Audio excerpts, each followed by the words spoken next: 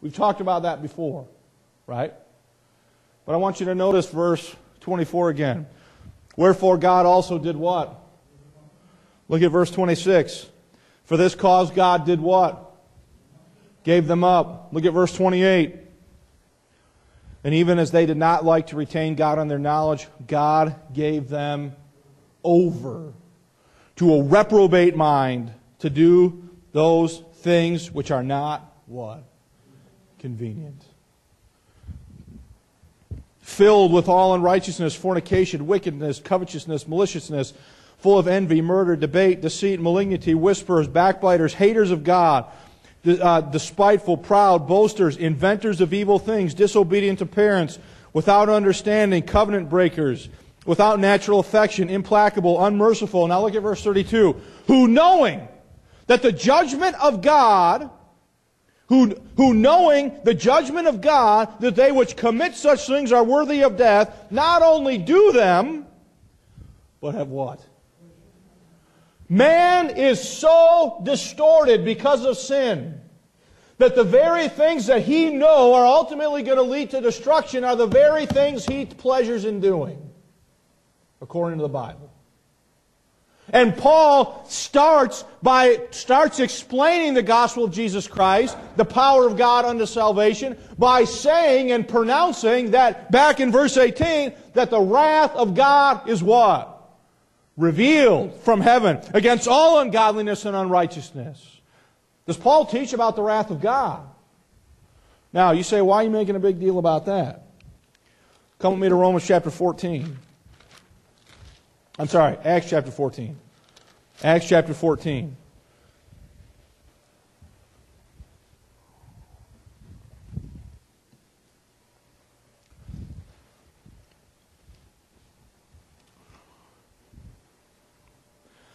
Did the nations know who God was in Romans chapter 1? Did they retain God in their knowledge? Or did they take the knowledge that they had of God and twist it, corrupt it, and distort it into a false system that shifted the worship that belonged to God to the worship of the creature more than the Creator? He gave them up. He gave them up. He gave them what? Over to a reprobate mind. He says, if this is what you guys want, then what? Have at it. Here you go. If this is what you want, this is the way you want things to be, here it is, go do it. I'm not going to stop you. Acts chapter 14, verse 15. And saying, Sirs, why do you these things? We are also men of like passions with you, and preach unto you that you should turn from these vanities unto the living God, which made heaven and earth and the sea and all things that are therein. Now look at verse 16. Who in times past suffered all nations to walk in their own what? You see there when it says that He suffered all nations to walk in their own way? You know what the word suffered there means? It means to allow or to permit. The Gentiles say, we don't want you. God says, fine. Here's your reprobate mind. Go after whatever it is you want to go after.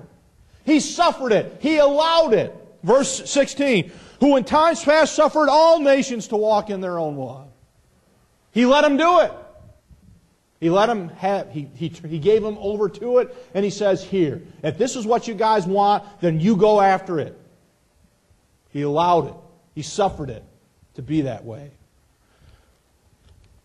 He suffered them to walk in their own way. And I'll have a graphic here for you on that in a minute. Come to Acts 17.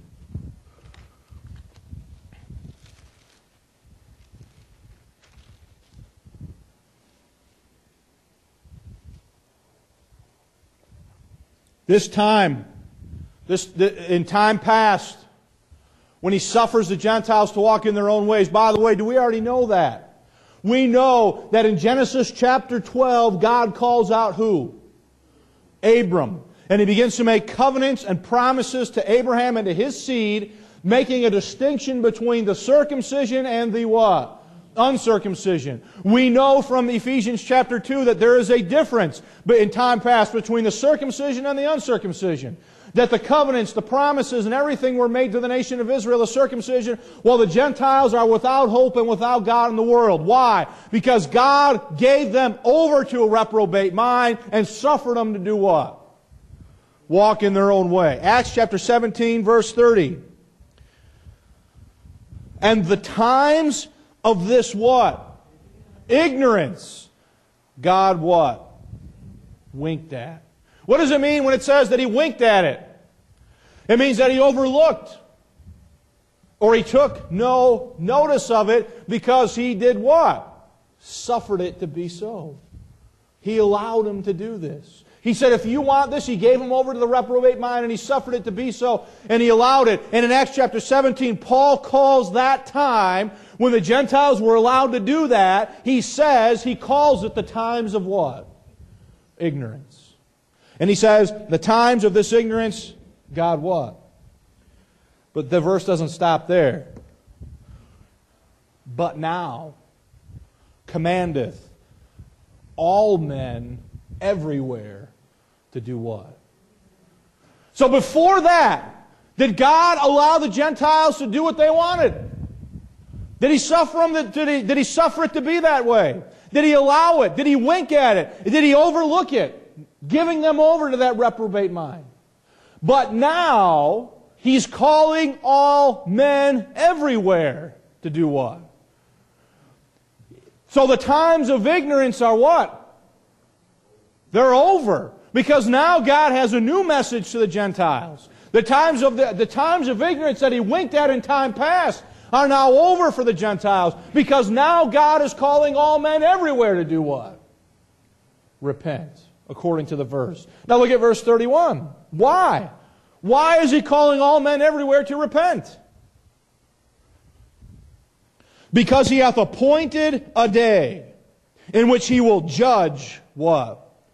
The world in righteousness by that man whom He hath ordained, whereof He hath given assurance unto all men, in that He raised Him from what? Do you understand what's going on here? For thousands of years had the Gentiles been allowed to do whatever they wanted.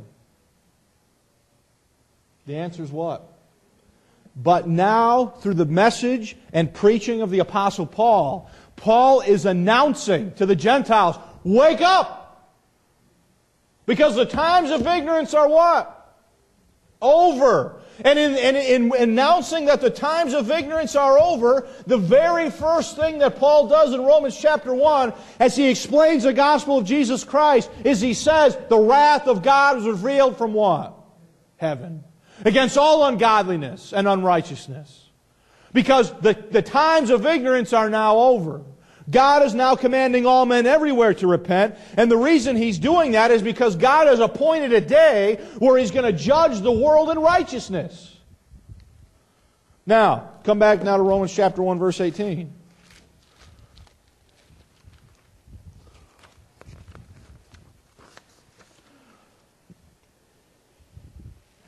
Listen, did God have to do that?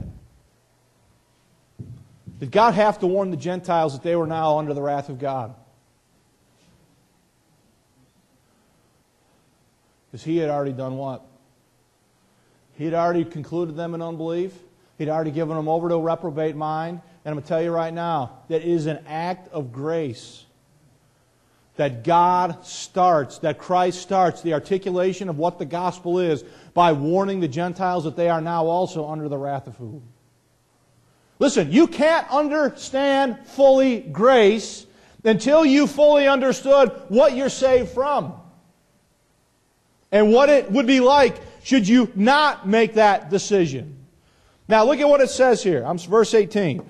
For the wrath of God is revealed from heaven against all ungodliness and unrighteousness of men who hold the truth in unrighteousness. As I already said, it is actually an act of God's grace that He would warn the Gentiles who had already rebelled against God that they were also prime candidates for the judgment of God. Now, I have this little thing to help you with this. Okay? In Genesis chapter 12, in time past, God gives the Gentiles over to a reprobate mind in Romans chapter 1 and calls out Abraham. God suffers the nations to walk in their own way. In Acts chapter 17, Paul says, "But now, through the preaching of Paul, God is commanding all men everywhere to repent, because the day is coming when God will judge the world in what?